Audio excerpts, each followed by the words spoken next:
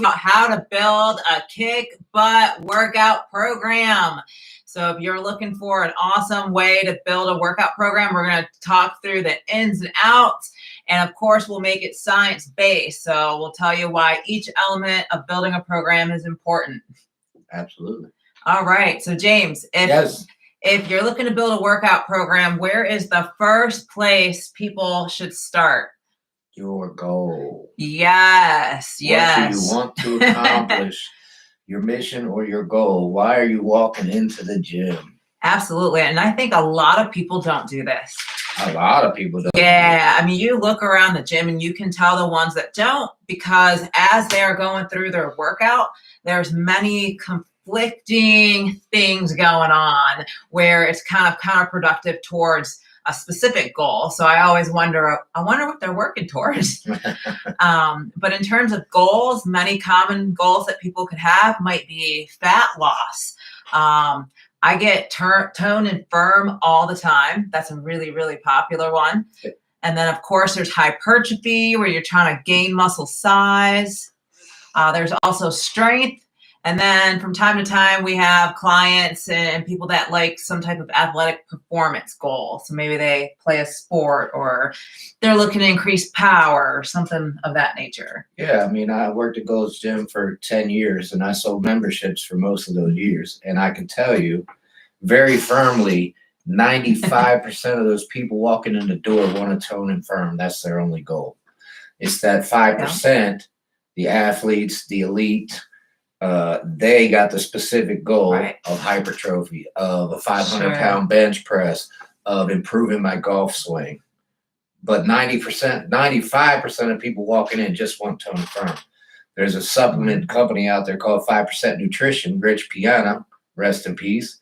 He said there's only 5% of the population can do this sport. So that's why he named his supplement company 5%. Yeah. And after working for years in the industry, I agree 100%. 5% might be a little high, actually. All right. So let's say you started with step one. You know exactly what your goal is. How do you go about really shaping that goal? So I always recommend to my clients, we need to build SMART goals. So what is a SMART goal? It's something that's very specific, that you can measure, that's actually achievable. Number one, actually achievable. And then, of course, it's relevant. And then you need to bound it by time. So it's time bound. There's a duration that you're achieving this goal. So let me break that down. Keep track of your numbers. Yeah. If you're not tracking your numbers, you're not going to be able to do a SMART goal. Yeah, absolutely. Like defining the parameters as they pertain to your goal really helps you to achieve the objectives that you sought out to achieve, and it ensures that they're attainable in the time frame that you have specified. And so there can be, you need to put effort into this part up front, because if not, you'll get through your program and say, hey, my workout program didn't work. It's like, well, no, maybe the goal was wrong to start with. So start there. That's number one, y'all. Definitely number one. Clearly defined goal. Yeah. I mean, we've had, I could tell you over the years, I'm telling guys, hey, guys come in, I want to get huge. I want to gain mass. The first thing I tell them, stop doing cardio. What do? Come in next day, they're on the treadmill running. You're not going to gain mass running for an hour, 2 hours every single day. And it's just counterproductive. So get your goal and align your workout program with your goal, and listen to your coach and listen to your trainer. Absolutely. I mean, I have the same thing. Sometimes it's a certain aspect of the physique. A lot of my female clients want to grow their glutes, and I say, okay, well, it's going to take us 2 years, but here's how we're going to do it. And they say, what? Yep. It's like, well, that's what's actually attainable. It's kind of not realistic to say I'm going to grow a set of glutes in 6 months time. It's just not possible. You can make good progress towards that goal, but really it takes a little longer than that. So setting those realistic expectations really does matter in this case. Absolutely. All right. You're not going to walk in 180 pounds and be Ronnie Coleman in a month.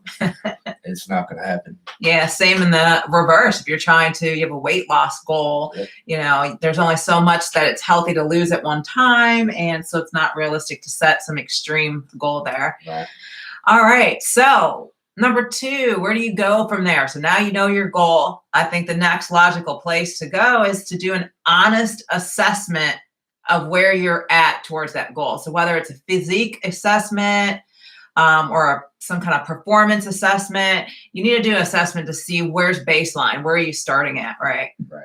So, I mean, we kind of touched on it, but if you're planning on competing in 12 weeks and you got to lose 300 pounds, Not you're gonna not going to happen. do it in 12 weeks. Yeah, same with the gaining of muscle. So I recommend, go ahead, step on the scale, get a weight, take your measurements, and then take photos and videos, and then really take an objective look at them. And if you're not sure that you can do that, and I'll tell you, most people can't, I would say, ask your partner, your spouse, your friend, say, hey, what do you see in this picture? Like, here's the goal. Like, how do you think? But be careful who you're asking to. Yeah, but ask your coach. Yeah. Come on, get a professional. Yeah. They'll do an assessment for very cheap, if not free. And what happens, most people see themselves either grossly undersized or grossly oversized. Right. They don't actually see their physique as what it is. They think they're way better or they think they're way worse. Most people think they're way worse. Absolutely. I have come across a few who think they're way better than what their physique is. Absolutely. And same thing, I think everyone's got like that one specific aspect that they like focus in at. So like maybe they're like, your weak body part. Yeah, man, my quads are just so lacking and they can't even see anything else. They don't see that I have great shoulders or I have great biceps. So they kind of have those blinders on and can't really see the whole picture for what it truly is. So yeah, that's number two. It's just you need to do some type of honest assessment to establish your baseline. All right. So good starting point. Yeah. So from there, I think you need to ask yourself, well, how much time in my schedule do I have available to commit towards this goal? This goes back to making one of those SMART goals. Some people are really busy and they say, I only have 3 days a week that I can commit that solid hour of work or whatever it may be. But that's important. I'm going to call BS on that. Everybody has an hour. I don't care who you are. You have an hour. Absolutely. You're just not prioritizing your workout. You're prioritizing something else. And that's life, right? People have families and kids and other things that come up.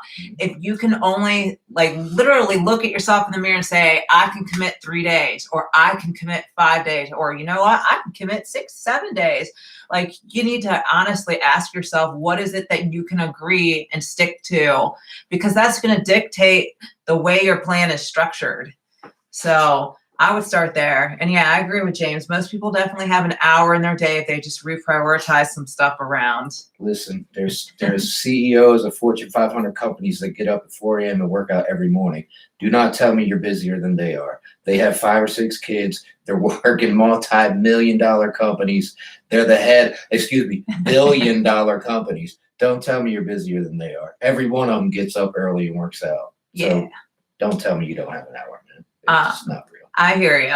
But so let's say, and the reason it's important to figure this out up front is because if you only have 3 days or less to commit towards this goal, then maybe total body or combining body parts is more of a planned structure for you. Whereas if you have 3 or more days a week that you can commit, you might have more time to separate out the body parts. So it plays a role in picking the workout program for you and what works.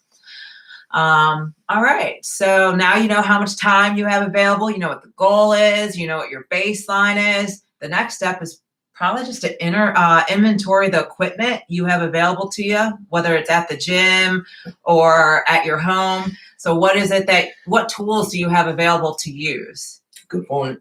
I mean, if you limit yourself with your equipment, you're going to limit yourself with your exercise selection. I would recommend going to a full gym where they have everything. So that way there's no limitations. Yeah. So when I'm building workout plans for my clients, the first thing I say is, okay, well, where are you working out? If they tell me, oh, Planet Fitness, I say, okay, well, which one? And I ask that because some of them have equipment in different places, and they put them in different spots. Like if you're building a program and you're supposed to do a superset, but you got to run halfway across the gym to get to the other thing, that's not going to work. So you really do need to take an inventory of what equipment you have available, where is it at, and then consider all of that. But definitely when I build programs for my clients, I take inventory. They send me pictures so I can see what tools I have to work with to build them a custom program. So definitely important. Absolutely.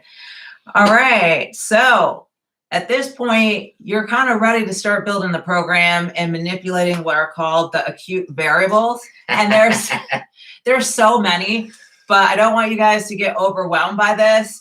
Because there's everything from like exercise selection to the order of the exercises, intensity. Of course, there's reps, sets, tempo, range of motion, time under tension. It goes on and on and on and on and on. But we got to start somewhere. So at this point, I would say let's figure out the reps and sets schema for your workout. So how do you go about that, James? So if the goal is tone and firm, you're doing 4 sets of 20. If the goal is hypertrophy, you're doing 2 to 3 sets, 6 to 12. Yeah, absolutely. And strength. 1 to 5 reps, 1 to 5 sets. Yeah, definitely. So that's why when we went back to the beginning about setting the goal, that's why that was so important, because a lot of that definitely dictates how many reps and sets. Even the tempo is dictated. Yeah. Like if your goal is fat loss, you're going to want a whole lot less rest. In fact, circuit style workouts may be best for you in that case. Whereas if hypertrophy is your goal, you want like 30 to 60 seconds. Whereas if you're strength training, it could go up to 3 to 5 minutes, whatever it takes to fully recover from that 1 rep max. Yeah. So that definitely matters. It's very important. The exercise selection, the exercise order, and the rep and set scheme. I mean, that's your workout. That's absolutely. Those are the most important variables. It goes with the principle of specificity. So if you want big arms, that's your number one only goal. There's no need to bench press. There's no need to do legs. There's no need to do cardio. You're just going to go in and train arms, kill them, let them recover, go back and train arms again. Yeah, so that goes all the way back to the goal part, right? And that honest physique assessment you did. If you did that physique assessment, you're like, okay, I definitely need to build up my triceps. Well, then when in your workout program, you're going to want to bias some of the arm exercises to include a whole lot more tricep. Sure. Even in like, if you are still training chest, you're going to want to do exercises that, again, draw more triceps into them, because that's what you're trying to build up. So yeah, that principle of specificity definitely matters, especially when your goal is to work towards a specific muscle group or body part. Yeah. That's the big knock on CrossFit. So if you walk into a CrossFit gym and say, I want to gain weight, they say, great, here's your workout of the day. If you walk into a CrossFit gym, the same one, say, I want to lose weight, they say, great, here's your workout of the day. It's the same workout. Yeah. It's not specifically designed to anybody or their goal. Yeah. So in terms of how do you like structure the program, I always recommend starting with compound exercises. Yep. And to me, it doesn't matter whether it's fat loss, firm and tone, strength, hypertrophy. I would always start with the biggest, most demanding exercise there is. Oh, it makes sense. Yeah, when you're fresh. Warm up, but when you're fresh, do your heavy, hard lifts. Do them first. Yeah. Put all your effort into them while you're fresh and not fatigued. Later on, when you're doing isolation, ancillary moves, then you can do those fatigued a little bit, but you want to put all you can into those compound moves. Absolutely. So yeah, so weight loss was your goal. I would start with maybe a squat to curl to press. It's a multi-joint. I'm using multiple muscle groups at the same time. It's very demanding, which means I'm going to burn a ton of energy, and then I'm going to move on to something else right away. No rest. Burn calories. Yeah. If hypertrophy is the goal, then no, I'm not going to probably do that. Depending on which body part I'm training, or if I'm doing an upper lower body, I'm probably going to start with a squat if it's leg day, and just a squat. I'm not doing squat to curl to press and all that. Right. And you're going to recover between sets. Whereas fat loss, you don't necessarily need to recover between your sets. You can go through them huffing and puffing because you're not worried about building muscle. You're just worried about losing the fat. Yeah. And then so once you get through your bigger compound lifts, this is when you start peppering in those isolation moves. And this is where it's really good if you need to bias the workout towards a specific muscle group or body part. This is where you really can pepper in what your lacking area for sure. Good point. Bring up your weak spots or the spots you perceive as weak. I've had guys come in the gym, they say they just want to work the front. What? Chest, biceps, shoulders, quads. They don't care about the back. They just want to work their front. I mean, I get it. I guess that's what they're looking at, so that's what they want to look good. So I wouldn't recommend it, but I've had those clients. Definitely. In terms of how many exercise, I always recommend 2 to 4 exercises per body part. That usually is enough to target whatever you're doing. So let's say, you're doing a 5-day split and we're training arms. Well, I'm going to make sure I've got at least 2 exercises for the bicep, 2 for the tricep. Really, I'm probably going to do a little more than that. It's probably 4 and 4.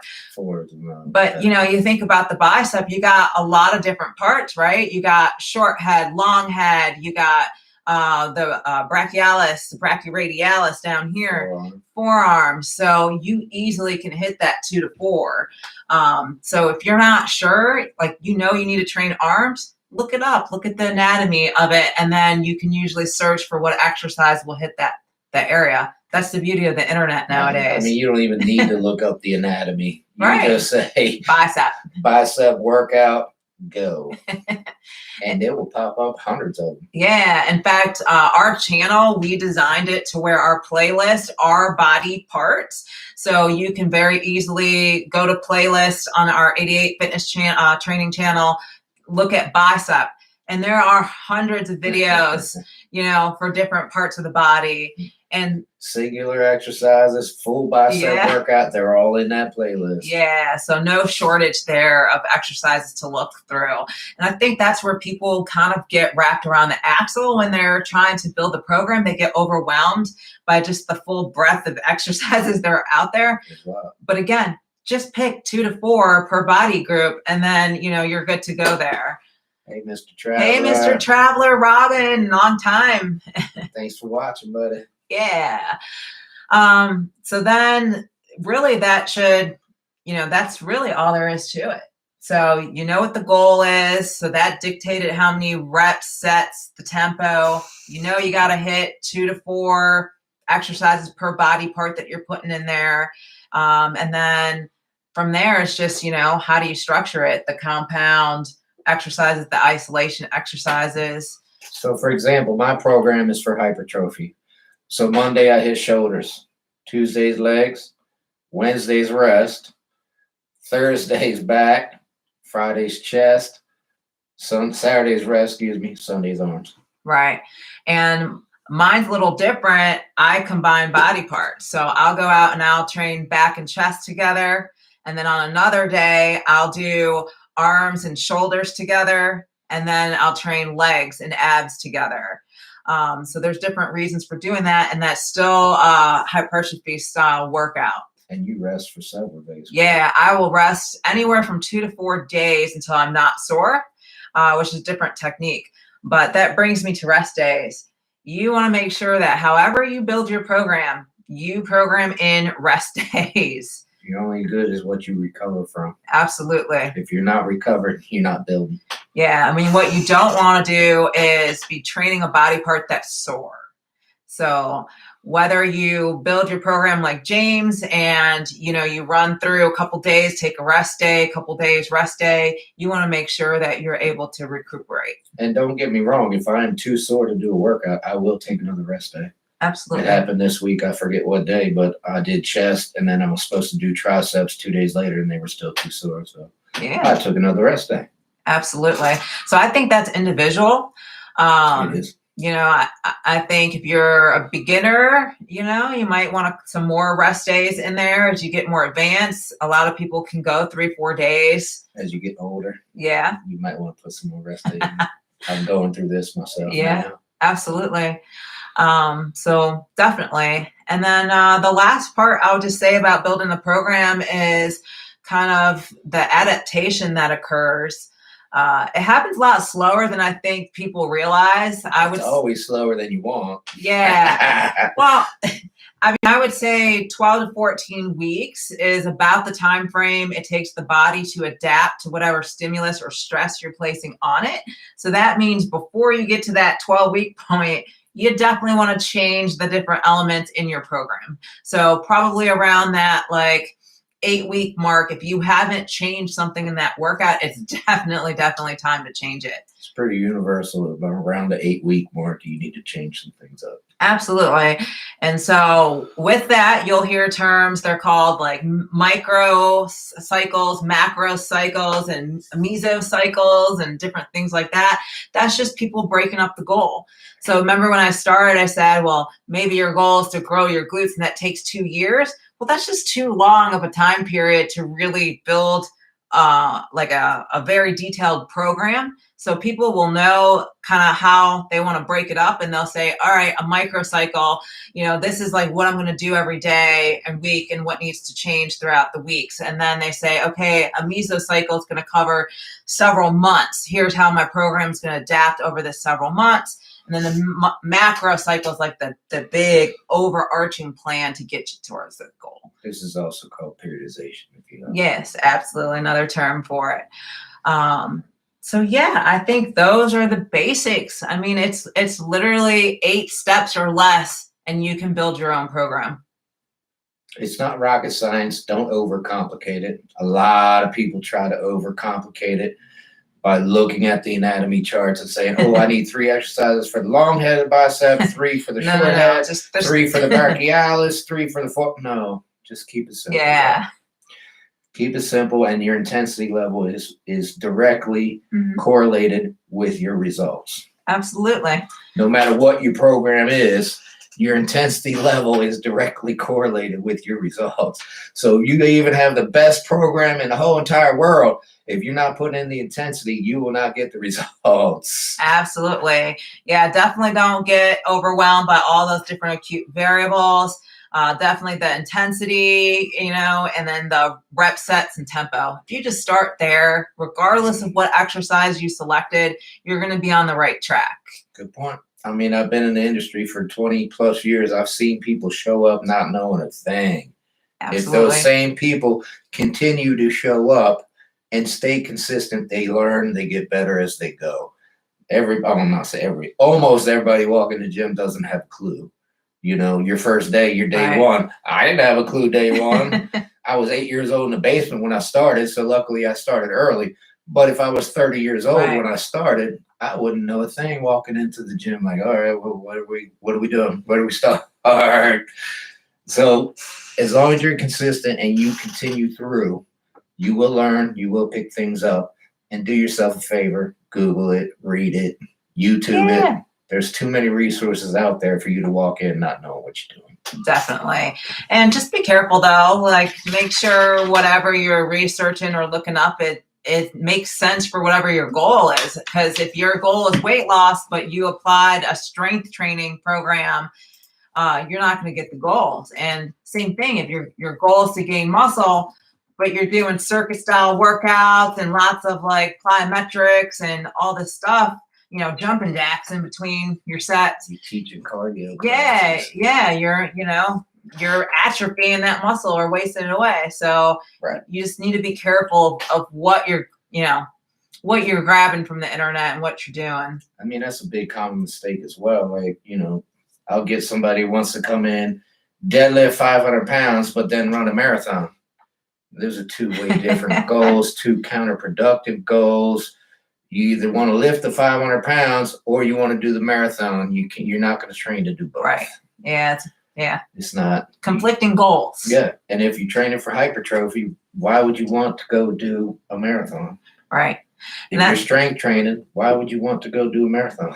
Yeah, and I think that's hard for a lot of people because they do want to do all these things. And that's where sometimes building that macro cycle, that more like several year holistic plan, maybe that helps you because you can put a window in there. You can put a window in there to make it work for you. Periodization, yeah. So, all right, y'all. So just to kind of go through the steps again that we talked about. Number 1, set the goal.